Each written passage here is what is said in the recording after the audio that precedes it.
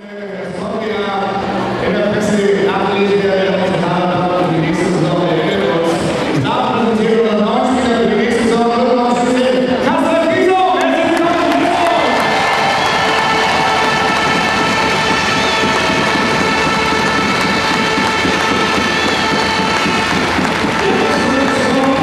Er kann noch einiges Deutsch, aber wir haben den Nachsinn. Er versucht, einen Satz auf Deutsch hinzubekommen. Hallo, ich bin sehr glücklich zu kämpfen und spielen für SG Flensburg. Yes.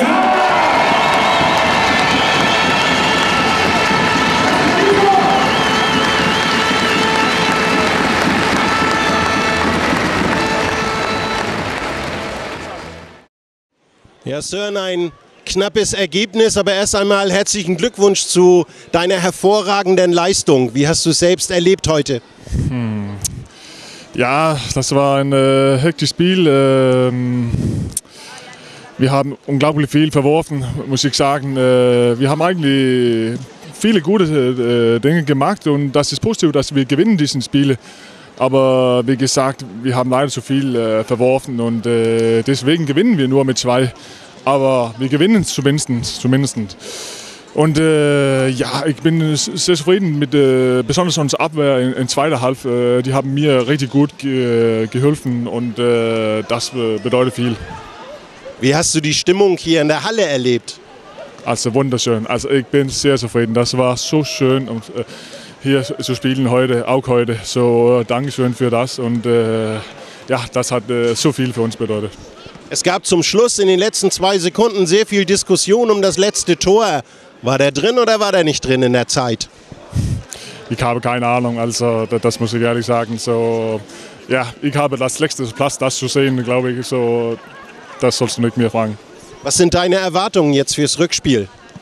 Ein unglaublich hartes Spiel, also, aber wir freuen uns. Also das ist solche Spiele, das ist super für uns Spieler, solche Spiele zu haben. Und ja, wir freuen uns natürlich, aber das wird auch Vollgas da in Skopje und die haben auch richtig gute Zuschauer da und ich glaube, das wird ein spannendes Spiel und wir freuen uns.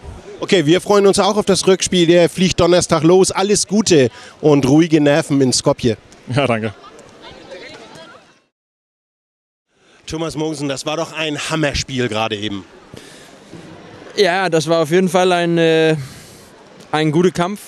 Das war harte Abwehr und das war auch ein bisschen komisch, finde ich, weil wir wollten ja gern viel Tempo reinhaben, aber die hatten ja nicht so viel Bock, mit viel Tempo zu spielen und hat da lange Angriffe gespielt, Freiwurf bekommen und ja, aber wir haben ja mit 2 gewonnen und in diese Spiele weiß man ja nie. Da gibt es noch ein Spiel und da kann alles passieren. Das ist, finde ich, ganz offen und ja, müssen wir ja gucken. Wir hoffen immer noch, dass wir nach Köln kommen.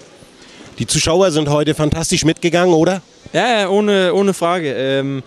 Ich war auch schon ein bisschen überrascht, wo wir hier zum Aufwärmung reinkamen. Da war schon gut besetzt. Aber das braucht man ja auch, wenn man Viertelfinale Champions League spielt und man da keine gute Stimmung in Rücken hat, dann wann hast du das dann?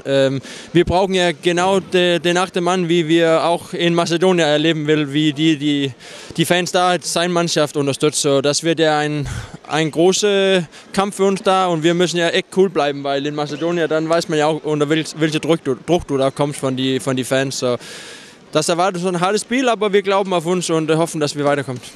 Zum Schluss gab es noch eine Diskussion um das letzte Tor. Ist das interessant, diese Diskussion, oder kann man das vergessen?